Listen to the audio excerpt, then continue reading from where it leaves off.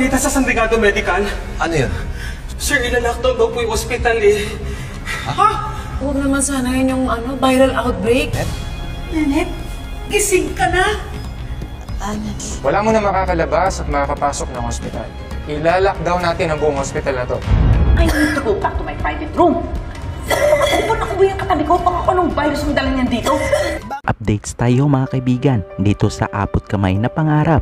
Masaya sila Archie at Aling Susan dahil sa unti-unti nang bumubuti ang kalagayan ni Lynette. Ibinalita ni Nurse Ivan kay Archie na kinakabahan siya tungkol sa San Ricardo Hospital. Napatanong naman si Archie kung bakit. Ang sabi naman ni Eve, dahil sa magla-lockdown ngayon ang hospital. Nag-alala naman si Susan dahil nandoon pa naman ang apo niyang si Annalyn. At sabi pa ni Josa na huwag naman sana yung viral outbreak na virus. At kinakailangan din ni Archie na mapigilan si Zoe dahil balak nito pumunta sa San Ricardo.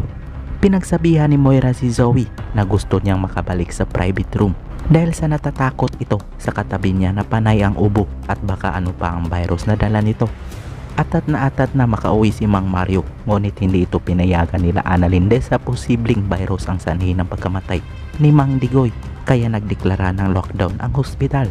Ipinaalam ng medical director sa lahat ng mga doktor na kung pwede ay wala munang makakaalam kung ano ang nangyayari sa kanila dito, na kailangan nila makontrol ang virus, na wala munang makakalabas at makakapasok ng hospital, na ilalockdown nila ang buong hospital na ito.